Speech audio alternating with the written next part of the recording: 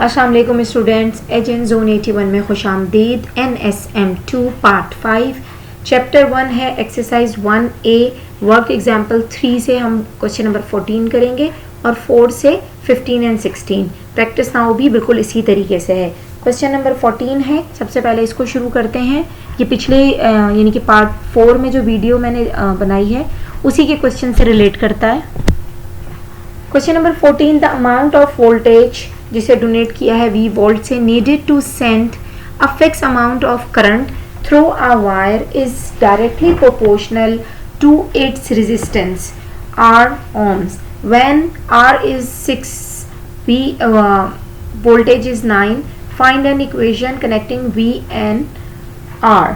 तो सबसे पहले हम ये बना लेते हैं अपनी। हमें मालूम है कि हमारे पास V क्या है, डायरेक्टली प्रोपोर्शनल है किसके साथ, R के साथ। तो V की वैल्यू हमें गिवन है 9, K हमें मालूम करना है और R की वैल्यू हमारे पास है 6। ठीक है, तो जब हम 9 से 6 को डिवाइड करेंगे तो हमें K मिल जाएगा, जो कि आएगा K इक्वल टू डिवाइड करेंगे तो 1.5। ठीक है, ये हमारे पास K की वैल्यू आ गई। जल्दी से K की वैल्यू इक्वेशन में रख लेते हैं।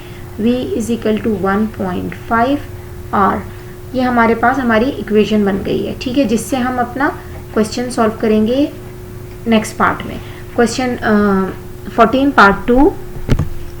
पार्ट 2 में वो हमसे कह रहे हैं find the value of V when R is equal to 15। V हमें मालूम है और हमें ये भी मालूम है कि हमारे पास K की वैल्यू 1.5 आई थी और R हमें नहीं मालूम था और R यहाँ हमें गिवन हो गया है।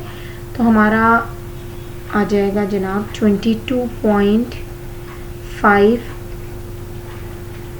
वोल्ट्स।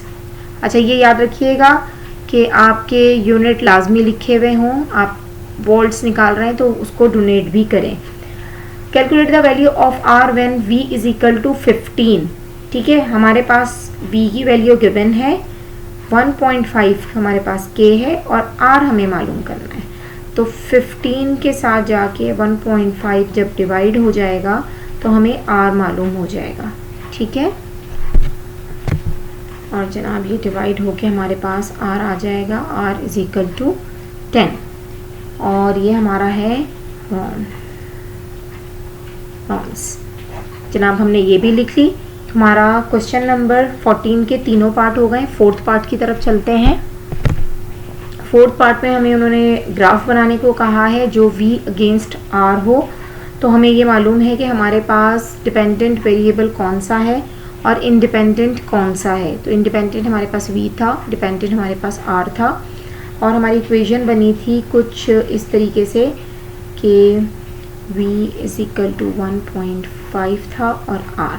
ठीक है, ये हमारे पास हमारी इक्वेशन आ गई है।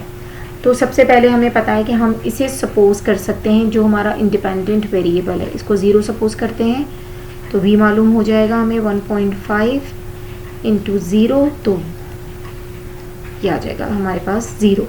अब इसे हम 1 सपोज कर लेते हैं तो इसका मकसद है हमारे पास V इज इक्वल टू 1.5 इंटू 1, तो V इज इक्वल टू 1.5। आप सपोज कुछ भी कर सकते हैं, या 2, 3, 4, 5 हर चीज़ सपोज कर सकते हैं। मैं सिर्फ ईजीएस्ट वे ढूंढने के लिए कि फटाफट क्वेश्चंस हो जाएं, इसलिए मैं इसको इस तरीके से सपोज कर लेती हूँ।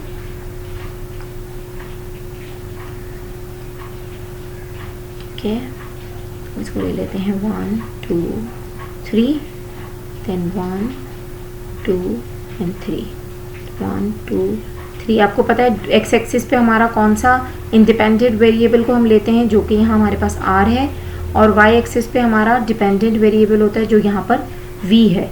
तो हमें ये बात मालूम है कि जब हमने 0 यानी कि R 0 था तो हमारे पास वोल्ट्स भी 0 थे। जब ये 1 हुआ तो हमारे पास 1.5 पे ये यहाँ पर आ जाएगा इस तरीके से। ठीक है,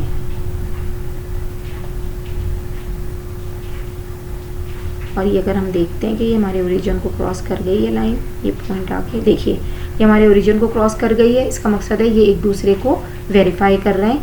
तो अब ये होगा किस तरीके से, ये हम इस तरह लिखेंगे। ठीक है, तो 0, 0, देन R जब हमारे पास 1 था तो हमारे पास ये था 1.5।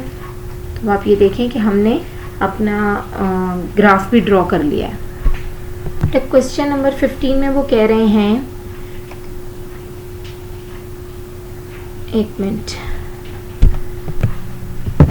टोटल मंथली इनकम $S है, $D of a salesman who sells tyre consist, यानी कि बेस किस पे कर रही है, बेसिक सैलरी उसकी $600 है। एक ही हमारे पास हमारा डेटा आ गया। And a variable amount, variable amount वो होता है जो चेंज होता रहता है, which depends on the number of tyre he sells. वो जितने नंबर ऑफ टायर बेचेगा उसको उसके हिसाब से उसको एक वेरिएबल अमाउंट दिया जाएगा। For each tyre he sells he received $8, यानी कि एक टायर बेचने पे उसको $8 मिलते हैं। यानी कि अगर वो उसकी बेसिक सैलरी 600 है और वो एक टायर उसने बेचा तो उसकी बेसिक सैलरी हो जाएगी 608। ठीक है, इतनी बात क्लियर है। आगे ये मजीद समझ में आ जाएगी जब हम इसका पार्ट 1 करें। If the salesman sells 95 tyre in a particular month, find his total income for that amount that month. देखें 95 उसने टायर बेचे, एक टायर पे उसको $8 मिल रहे थे। तो 95 हम मल्टीप्लाई करेंगे किसके साथ, 8 के साथ। तो हमें मालूम हो जाएगा कि उसने सिर्फ कमीशन में 760 कमाए हैं। अब हमें यह भी मालूम है कि उसकी बेसिक सैलरी $600 है और उसने $760 एज कमीशन कमाए हैं। तो उसकी टोटल इनकम उस पर्टिकुलर मंथ में बन जाएगी $1360। पार्ट 2 में वो पूछ रहे हैं, if the salesman's monthly income for a particular month is $1680, calculate the number of tyre he sells in that month. यानी कि बहुत इजी क्वेश्चंस हैं। अगर आपका कॉन्सेप्ट क्लियर है तो आप बिल्कुल आराम से, वही कह रहे हैं $1680 उसने अगर कमाए हैं तो नंबर ऑफ टायर उसने कितने बेचे हैं ये बताएं। तो सबसे पहले हमें मालूम है कि उसकी बेसिक सैलरी तो $600 है, उसको माइनस करते हैं, हमारे पास आ जाएगा 1080। ठीक है, इसका मकसद है ये उसका कमीशन है, ये जो अमाउंट है वो उसने उसका वेरिएबल अमाउंट है। तो आप 1080, हमें मालूम है कि एक टायर पे वो $8 लेगा। तो अगर मैं 1080 को डिवाइड कर दूं $8 से तो मुझे मालूम हो जाएगा नंबर ऑफ टायर जो उसने बेचे हैं यानी सेल किए हैं। तो 135 tyre he sell and earn $1080 for selling the 135 tyres.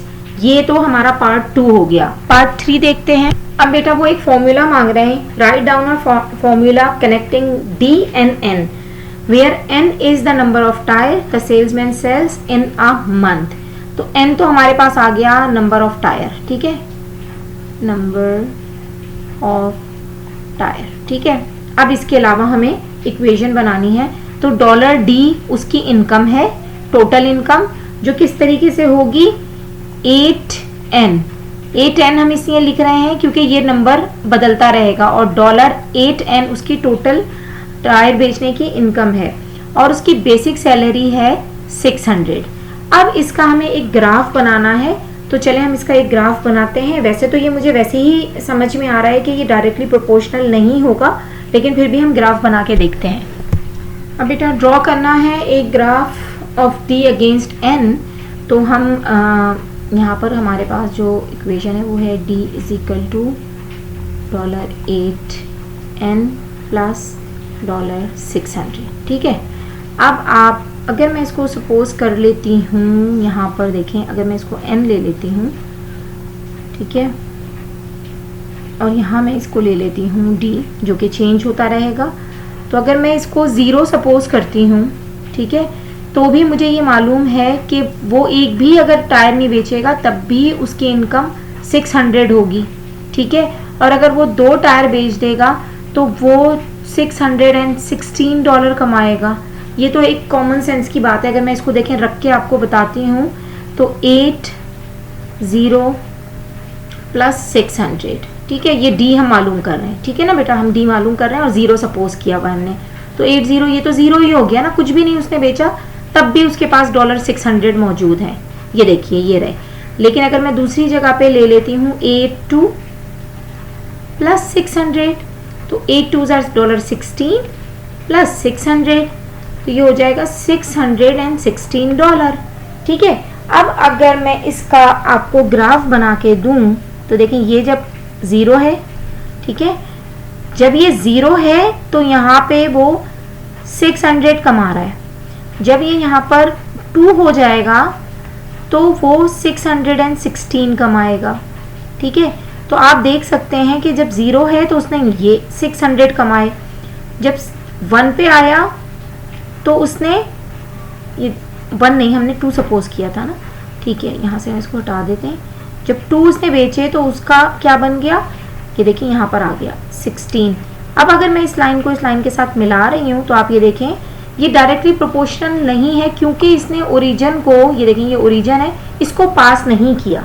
जब उसने डायरेक्टली प्रोपोर्शन के लिए ज़रूरी है कि आप ग्राफ के ओरिजिन यानी कि ज़ीरो को पास करें दोनों साइड से, चाहे आपके पास, अब जैसे यहाँ हमारे पास n जो था वो हमारा इंडिपेंडेंट था और d हमारा डिपेंडेंट था, लेकिन इसने ओरिजिन को पास नहीं किया, इसलिए ये ग्राफ वेरीफाई नहीं करता इक्वेशन को। अच्छा बच्चों, क्वेश्चन नंबर 16 सबसे मज़ेदार और सबसे बेहतरीन क्वेश्चन है, और मुझे यकीन है कि इतने मज़े से आपने ये क्वेश्चन नहीं किया होगा जितने मज़े से आज हम ये करेंगे। A machine which manufacture ice need to be run बल्कि नहीं, वार्म अप करती है। 10 minutes to warm up, ठीक है। Before the production of ice begin, the mass is in tons of ice produced is directly proportional to the number of hours of production. Giving that 20 tons of ice are produced when the machine runs for half an hour, find the mass of ice manufactured when the machine runs for 1.75 hours. अब मैं आपको इसका बड़ा quick सा एक solution कराती हूँ, यकीनन आपको वो मज़े का लगेगा। मिनट में हमारे 30 मिनट्स में, हाफ आवर में हमारे पास 30 मिनट्स होते हैं, 10 मिनट्स का वार्म अप है, निकाल दिया।